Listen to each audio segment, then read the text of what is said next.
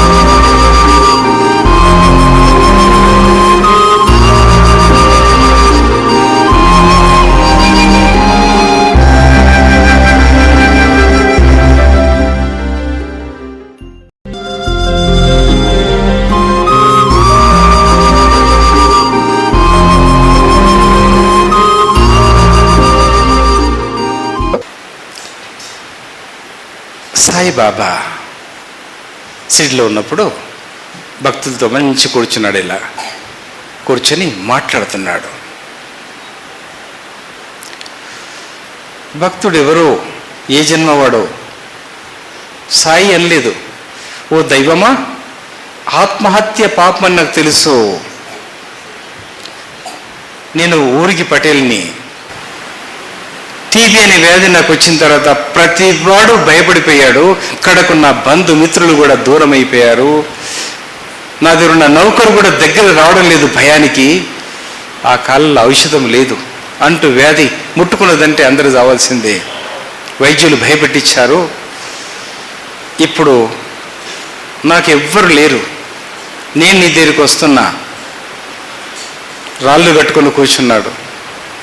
బావి దగ్గర 2 కాళ్ళు పెట్టి కింద 2 పెద్ద రాళ్ళు కట్టుకున్నాడు. ఈదడానికి వస్తుంది కాబట్టి 2 రాళ్ళు చక్క పెట్టి కూర్చొని పరమేశ్వర వస్తున్నది ఎదురుకని పడబోతున్నాడు. సిడిలో సాయి ఏ గోవిందరాం ఆగు అన్నాడట. ఎవరది? ఏం శబ్దం ఇది? ఎవరై ఉంటారు? 4 దిక్కులు చేసి చూస్తే మళ్ళీ ఎవరో లే. గోవిందరాం ఆగు. సాయి వచ్చాడు ఒక రూపంలో. సిడిలో ఒక ఫకీర్ ఉన్నాడు. నీ వ్యాధి బాగు చేస్తాడు. ఎంతోమంది బాగు చేశాడట. ఆయన సాయే, కానీ సిడిలో ఫకీర్ ఉన్నాడట అని చెప్పేసి వెళ్ళిపోయాడు. నువ్వు బాగైపోతావు. ఆ గోవిందరామ వ్యాధులు తీసుకోవడానికి ఒక సమయం వచ్చింది. కూర్చున్నాడు. రక్తం, వాంతి, జ్వరము, చిక్కిపోయిండు. బొక్కలున్నాయి శరీరంలో. దుర్గంధమైన వాసన. తన వాసన తను భరించలేకపోతున్నాడు. బ్యాగులో బట్టలు పెట్టుకుంటాడు సంచిలో. ఊరికి పెద్ద పటేలు, జమీందారు, డబ్బు గలవాడు, వారానికి దానం చేసేవాడు. ఆ ఊర్లో బీదవాళ్ళు లేరు. బీదవాళ్ళ పంట నా పంట అని పండించుకునేవాడు. అంత మహాత్మునికి ఈ పరిస్థితి ఏర్పడ్డ తర్వాత తట్టుకోలేకపోయాడు. అప్పుడు అంటాడు, దైవమా, ఎంతోమంది వస్తున్నారు పోతున్నారు, కానీ ఈ ఫకీరుకు నా టీవీ అంటే భయమేమో, అందుకే నన్ను మూల కూర్చోబెట్టి ఎప్పుడు పిలువడే, ఒక బుట్టనియడు, ఎలా ఉన్నావని అనడు. ఫకీర్ కూడా భయం ఉండొచ్చులే, అయితే ఆయనకెందుకు కష్టపెట్టాలి, నా వ్యాధి అయినా సోకగలదు. సోకడమేంది, మధ్య మార్గంలో ఉంది, నడుచుకుంటూ పోతుంది. ఆ టీవీ అనే వ్యాధి చక్కగా నడుచుకుంటూ పోతుంది సాయిని అందుకోవడానికి. ఓ గడి వచ్చేసింది, అలా వ్యాధి నడుస్తుంది. చూశాడు బాబా, అనుకున్నాడు గోవిందరాం, బాబాకెందుకులే, నన్ను మళ్ళీ బావి తిరిగి వెళ్ళి రాళ్ళు కట్టుకుంటా అంటాడు. గోవిందరాం తొందరగా రా, అలా పరిగెత్తి వచ్చాడు గోవిందరాం. ఎప్పుడూ పిలువనవాడు, చాలా దినాలు అయిపోయింది. పిలిచాడు నా సాయి అనుకున్నాడు. ఆ సాయి అలా వస్తుంటేనే ఇలా వ్యాధిని తీసుకున్నాడు. ఒక్క వ్యాధి కాదు, ఒక్క గోవిందరాములు కాదు, ఏ జన్మకు బైరాగి, యోగి, సాధు, సత్పురుషుడు, బ్రహ్మ, విష్ణు, మహేశ్వరుడు తనే, దత్తుడు తనే, భికారి, భిక్షగాడు తనే. భిక్షగాల్లో మహాభిక్షగాడు సాయి, పక్షుల్లో మహాపక్షి సాయి, రాజుల్లో మహారాజు సాయి, సద్గురుల్లో మహాసద్గురు సాయి. అప్పుడు ఆయన ఆ జబ్బుని ఇలా తీసుకున్నప్పుడు శరీరం ఇలా కదిలి, భూమి కూడా కొంచెం ఇలా కదిలిదంట. అంటే ఒక్కరిది కాదు జబ్బు, పక్షులు, క్రిములు, కీటకాలనిలో ఉన్న లంగ్స్ డిజీజ్, ఊపిరితిత్తుల వ్యాధిని చక్కగా గుంజేసుకున్నాడు సద్గురు షిరిడి సాయీశ్వరుడు. 21 రోజు ఆయన నడకలో భేదం వచ్చింది. ఎక్కడ చూసినా రక్తం, వాంతి, దగ్గడము, జ్వరము, చలి. బాబా 21 రోజు తల్లడిల్లిపోయాడు. కానీ శరీరం మానవ శరీరం కదా, దైవమైన మానవ శరీరం కాబట్టి కష్టపడుతున్నాడు, లేవలేకపోతున్నాడు. 21 రోజు లేవలేకపోతున్నాడు. భక్తులు పట్టుకోబోతున్నారు, రావద్దు, ఇది మహాశత్రు అంటుకుంటుంది అనుకున్నాడు.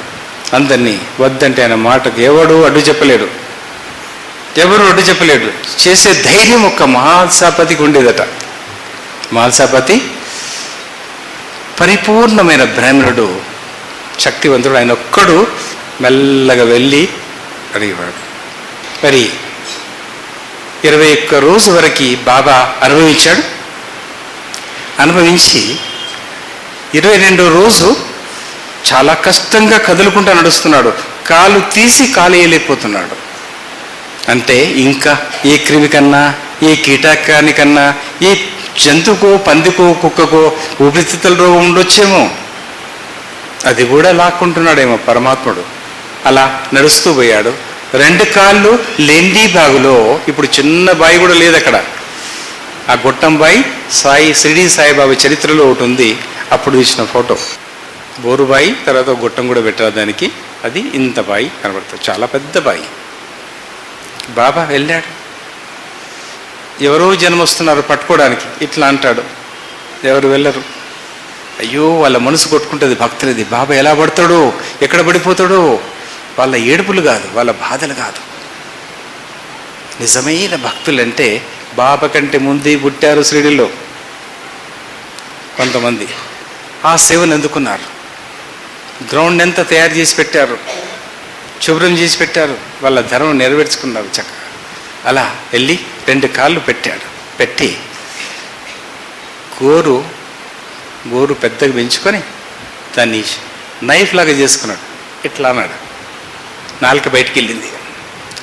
ఇలా తీసి కడిగి కట్టెపుల్లతో శుభ్రం చేసి, రేగి చెట్టు ఉంది పక్కకి, శుభ్రం చేసి మళ్ళా నీటిలో కడిగి పెట్టాడు చెట్టు మీద. తర్వాత గట్టిగా కూర్చున్నాడు బాబా. దగ్గు, భయంకరమైన దగ్గు, రక్తం, వాంతి, బట్ట ధరుస్తుంది. బ్యాగులో పెడుతున్నాడు. మరి నీళ్ళు తీసుకొని కడుక్కుంటున్నాడు. ఒక బట్ట అయితే పక్కకి పెట్టాడు బాబా. మరి బల్గం దుర్వాసనతో కూడింది. ఒక్కంది కాదు కదా. ఈ అవతారంలో ఎవరికి ప్రామిస్ చేశాడో, నీ ఎంబడి నేను ఉన్నా కదరా అన్నాడేమో. నేనుంటే నీకు భయం ఎందుకు అన్నాడేమో. నీకెందుకు ఆ చింత అన్నాడేమో. నేను చూసుకుంటా లే అన్నాడట. అంతే. అవన్నీ ఎలా లోటు తీసుకొని పెద్ద వాంతి చేశాడు. చేయగానే ఊపిరితిత్తులు బయటకు వచ్చాయి. ఊపిరితిత్తుని ఖచ్చితంగా గుంజాడు బయటికి. ఇలా గుంజితే రక్తం కారుతుంది. పటేల్ నౌకరు ఎడ్లనికి నీళ్లు దాపడానికి వచ్చాడు. ఇది చూశాడు. అంతవరకు ఆయన తెలియదు. బాబా చేతిలో ఊపిరితిత్తులు ఉన్నాయి. ఈ 2 ఊపిరితిత్తులు ఇలా ఉన్నాయి. కడుతున్నాడు బాబా, చూస్తున్నాడు. బాబాని చంపారు. చంపడమే కాదు, ఊపిరితిత్తులు తీసి కార్జాలు దొబ్బలు తీసి చేతిలో పెట్టారు అని భయపడిపోయాడు. భయపడి పరుగులు తీశాడు షిరిడీకి. మధ్యలో ఆగిపోయాడు. ఒకనాడు అన్నాడు, ఈ సాయిబాబా ఈ భూతి బూడిద పెట్టినప్పటి నుంచి మా నాన్న మాత్రాలు అమ్ముడు పోవడం లేదు. వాళ్ళ నాన్న ఘనవైద్యుడు, అమ్ముడు పోవడం లేదు. అయితే ఒకనాడు ఈ సాయిని తల బగలగొడతానడట కోపంలో, ఆవేశంలో. అయితే పటేల్కి చెప్తే నన్ను నూకుంటాడా, నా తలకు బగలగొడతాడని తిరిగి వస్తున్నాడు. మళ్ళీ ఒకసారికి అప్పుడు బాబా కడుగుతున్నాడు చక్కగా. రక్తం గారుతుంది, పడుతుంది, రక్తం బాగా పడుతుంది, బల్గమంతా కారిపోతుంది, ముద్దలు ముద్దలుగా కారిపోతుంది. అప్పుడు చేసి అలా తీసి చెట్టు మీద ఆరవేశాడు. సూర్యుడు జగజగా సూర్యుడు వచ్చాడు. మంచి సూర్యుడు వచ్చాడు. ఏమన్నాడు అప్పుడు? లేవు భాయ్ అప్నా హిస్సా లేవు అభి జాओ, లేవు భాయ్ అప్నా హిస్సా లేవు అభి తుమ్ జాओ, ఫిర్ జన్మ మే దేఖేంగే కుచ్ అగర్ బచ్ గయా తో, ఏదన్నా మిగిలితే మళ్ళీ జన్మ చూసుకుందాము. పోవయ్యా, ఇక వెళ్ళు, శాంతించు. అమాయకులు ఏం చేస్తారు, నీకు ఏమి ఇవ్వగలరు? అలా అన్నాడు. సూర్యుడు ఇంకా మెరుస్తోపోయాడు. అప్పుడు సూర్యుడు కొంచెం శాంతించాడు. శాంతించగానే ఆ ఊపిరితిత్తులు తీసుకొని ముందు లోపలికి పంపాడు. జాగ్రత్తగా పంపాడు. ఊపిరితిత్తులు కష్టంగా, ఇంత పెద్ద ఊపిరితిత్తులు లోపలికి పంపించాలంటే కష్టం. వెళ్ళేదేదో వెళ్ళింది, చాలా కష్టంగా మింగాడు, లోపలికి పంపాడు. చాలా చక్కగా లోడిపోయాయి. పోయిన తర్వాత మిగిలింది నాలుక. చూశాడు అటు ఇటు. ఎందుకంటే ఆయన చేసే యోగ రహస్యం ఎవరికి తెలియవద్దు. ఎప్పుడూ నేను ఫకీర్వాణిగా ఉండాలనుకుంటాడు. నేను భిక్షగాన్నే చూపిస్తాడు. ఎవరన్నా చూశారంటే అది నాది కాదు, పైవాంది అంటాడు. ఆ నాలుకని తీసి చక్కగా మళ్ళీ శుభ్రం చేసుకుంటాడు. ఎండిపోయిందేమో సూర్యకిరణాలకి, దుమ్ము పట్టిందేమో, శుభ్రం చేసి మళ్ళీ నాలుకని చక్కగా పెట్టుకుంటాడు. పెట్టుకొని లేచాడు గట్టిగా. కష్టంగా పోయాడు, లేచాడు గట్టిగా. అంతా దులిపేశాడు.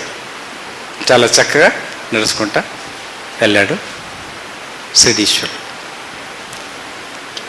అయితే బాబా అప్పుడు ఉన్నాడు. టీవీకి మందు లేదు, కానీ బాబా ఆ రకంగా రక్షణ చేశాడు జీవకోటికి. మరి ఈరోజు బాబా షిరిడీని వదిలిన తర్వాత కూడా, షిరిడీని వదలడం వల్ల యావత్ ప్రపంచంలో ఉన్న జీవకోటిలో తన ముద్ర వేసుకున్నాడు. లోపల ఉండిపోయాడు. జనం అంటే, జంతువులంటే, కుక్కలు, నక్కలు, పిల్లలంటే సాయికి చాలా ప్రేమ. ఆ ప్రేమ అతీతమైన ప్రేమ. ఎప్పుడూ చీ అనుకోలేదు, ఎప్పుడూ చీ అనుకోలేదు. అన్నింటినీ దగ్గర తీసేవాడు. కామాంతకుని, క్రోధాంతకుని, అసూయపరుని కుక్కలా కొట్టేవాడు. కట్టె తీసుకొని కుక్కని కొట్టినట్టు కొట్టేవాడు, గజ్జి కుక్కని కొట్టినట్టు కొట్టేవాడు. కామాంతకుడు, అసూయపరుడు, జూదమాడేవాడు, తాగుబోతుని కొట్టేవాడు. కొట్టేది ఎందుకు? తాగుడు మానిపించడానికి. మళ్ళీ ఇలా చూస్తే ఇలా చూసేవాడు. బాబాని ఇలా చూసేవాళ్ళు ఎవరు కనబడలేదు. ఇలా చూస్తే ఇలా పడిపోవాలి.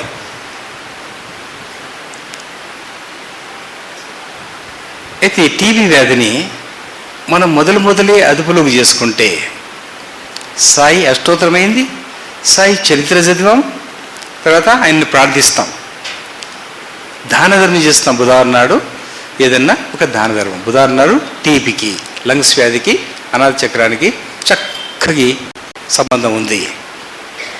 మరి ఈ కాలంలో మందులు వాడుతున్నారు. టీబీ వ్యాధి వస్తే మందులు వాడుతున్నారు. రిఫామైసిన్, థెమిబుటాల్, ఐసోనెక్స్ వాడుతున్నారు. కానీ తగ్గడం లేదు.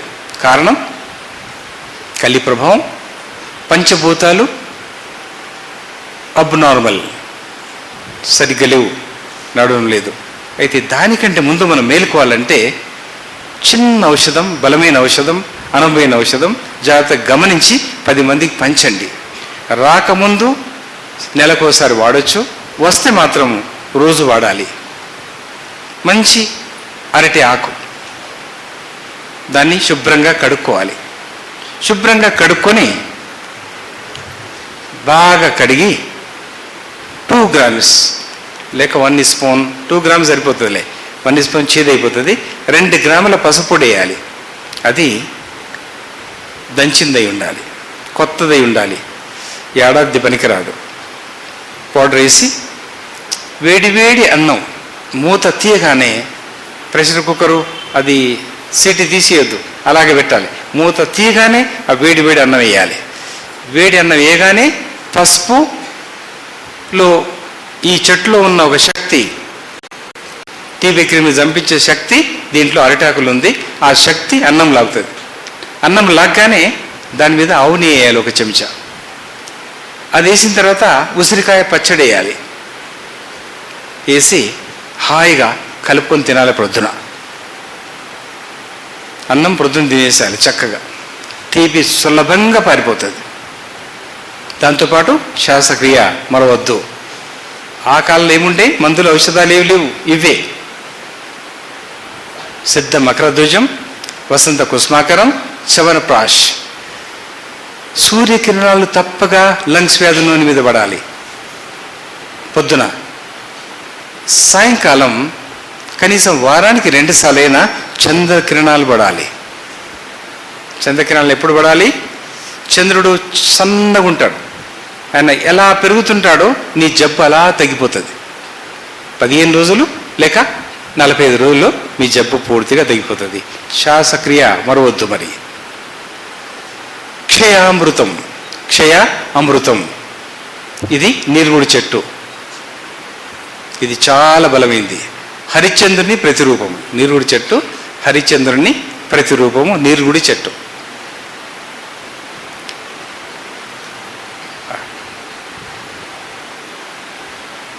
విశ్వామిత్రుడు ఓడిపోయి నెత్తి గొరిగేసుకొని,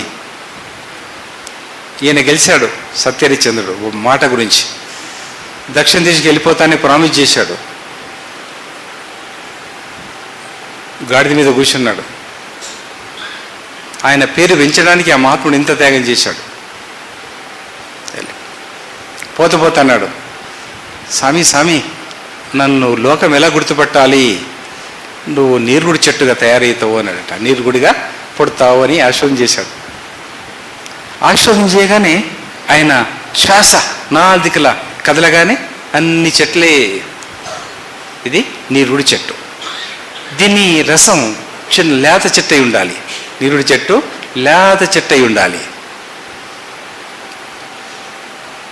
ఏళ్ళు, ఆకులు, కాడ, పువ్వు ఏది వీలైతుంది సమూలం. దీన్ని ఏమంటారు? సమూలము తీసుకొని మిక్సీలను దీనిలో వేసి గట్టిగా కొట్టాలి. రసం తీయాలి, నీళ్లు పోయకూడదు. రసం తీసి వడగట్టాలి. వడగట్టి 3 కిలోలు తయారు చేసుకోవాలి. ఈ 3 కిలోల రసం 1 కిలో ఆవు నెయ్యి వేసి మందాగ్ని యాప కట్టెలతో, దృశ్యం కట్టెలతో, అవి మాత్రమే ఆ కట్టెలతో వండాలి. యాప కట్టెల శక్తి కూడా దీనిలో కలిసిపోతుంది. యాప పుల్లలైనా, యాప కట్టెైనా, చెక్క అయినా చక్కగా దాంతో వండాలి. వండిన తర్వాత నీరంతా ఇనికిపోతుంది. ఇనికిపోయి నెయ్యి మాత్రం మిగులుతుంది. చక్కగా నెయ్యి తీసుకోవాలి. నెయ్యి తీసుకొని రోజు 1 చెంచా, 1 స్పూన్ పొద్దున అన్నం తీసుకొని తినేయాలి. లేకుంటే అలాగే తినేయాలి. టీబీ విచిత్రంగా తగ్గిపోతుంది. ఇది అడ్డసరం చెట్టు. అడూసా హిందీలో ఇది అడ్డసరం చెట్టు. వసాక. ఈ చెట్టు కిరణాలు మనసు మీద పడాలి. క్రిమి నాశనం అయిపోతుంది. ఒక్కటి కాదు, ఎన్నో రకాల క్రిమి నాశనం అయిపోతుంది. ఇది మృతం, క్షయామృతం. రోజు ఒక స్పూన్ పొద్దున దాకా తాగాలి. ముళ్ళు తోటకూర పెంచుకోవాలి ఇంట్లో. ముళ్ళు తోటకూర టీబీకి మంచి ఔషధం, రాకుండా వచ్చిన దాన్ని తగ్గించడానికి. ముళ్ళు తోటకూర పొనటి కూర, ఈ కూరని 100 గ్రాములు రోజు తినాలి. తింటే టీబీ వ్యాధి సులభంగా రాదు. మీ ఊపిరితిత్తులు బాగవుతాయి. ఊపిరితిత్తులు బాగుంటే నూరేళ్ళు బతారు. ఊపిరితిత్తుల గాలి తక్కువైతే మీకు తెలుసో తెలీదో, సైకిల్లో గాలి తక్కువ ఉంటే కంకర్రాలు తగ్గితే టప్ ఉంటుంది. తెలుసా? చిన్నప్పుడు నడిపారా సైకిల్? గాలి తక్కువ ఉంటే పంక్చర్ అవుతుంది. తెలివిమంతుడు మనిషి పోత గాలి ఉందా లేదా అంటాడు. ఎడమ చేతిలో సైకిల్ పట్టుకొని ఇంట్లోకి వెళ్ళి సైకిల్ తీసినప్పుడు రైట్ హ్యాండ్ తోటి ఒత్తి చూస్తాడు. ఇలా చూసి ముందు తీస్తాడు. కానీ వీళ్ళు గాలి ఉందా లేదని తీసుకోడు. ఇంత అజ్ఞాని, సీమ సిద్ధ జ్ఞాని, కోడి కాలజ్ఞాని, కుక్క సుజ్ఞాని, పంది పరమజ్ఞాని, మనిషి అజ్ఞాని అన్నాడు మహాత్ముడు. అజ్ఞాని అంటే ఏంది? ఎంత దినాల్లో తెలియదు వానికి, ఎంత దినాల్లో తెలియదు. ఫస్ట్ అజ్ఞాని. దేవుడిని కాళ్ళ కింద పెట్టుకొని కాళ్ళ మీద చూస్తాడు, తలకాయ మీదకి చూస్తాడు. గుళ్ళల్లో గోపురాల్లో వెతుకుతాడు. దీన్ని అశుద్ధి పరిచి దేవుని గుడి గడుగుతాడు పోయి. దీన్ని కళ్ళని చెవులని నాలుకనంత దుమ్ముబట్టించగొట్టి దీన్ని చెడు పారుగులు బట్టి చెడుతో పట్టించి దేవుని అభిషేకం చేస్తాడు పోయి. దేవుడు ఎక్కడున్నాడో తెలియదు. అయితే దైవనామాన్ని చక్కగా మనం ఉచ్చరిస్తూ ఆయన్ని ప్రార్థిస్తే ఫలితము దొరకది అని కాదు, దొరుకుతుంది. కానీ సులభంగా పలికే దైవం షిరిడి సాయి బాబా. ఇక చూడాలి కొద్ది రోజుల తర్వాత.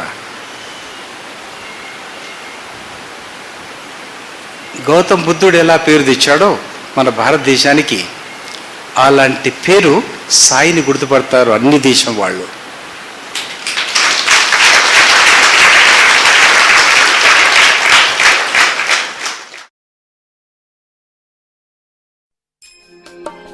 శ్రీ సాయి ఫార్మస్యూటికల్స్ వారి ఆయుర్వేద ఉత్పాదన Dentex powder, anti bacterial, antiseptic, ayurvedic tooth powder, ఆయుర్వేద వనమూలికల మేళవింపుతో మీ పళ్లను బలంగా, దృఢంగా, మిలమిలా మెరిసేలా చేస్తుంది. డెంటెక్స్ పౌడర్ చిగుళ్ల వ్యాధి, దంతక్షయం, పయోరియా, పంటి నొప్పుల నుంచి మీకు పూర్తి సంరక్షణ. డెంటెక్స్ పౌడర్ ఎటువంటి దంత రోగాలకైనా వెంటనే పనిచేస్తుంది. డెంటెక్స్ పౌడర్ ఎల్లప్పుడూ వాడండి. డెంటెక్స్ పౌడర్. డెంటెక్స్ పౌడర్ వాడండి, చిరునవ్వులు చిందించండి. పూర్తి వివరాలకు 08418248050, 9550245472 సంప్రదించగలరు. सर्वेषां स्वस्तिर्भवतु, सर्वेषां स्वस्तिर्भवतु, सर्वेषां शान्तिर्भवतु.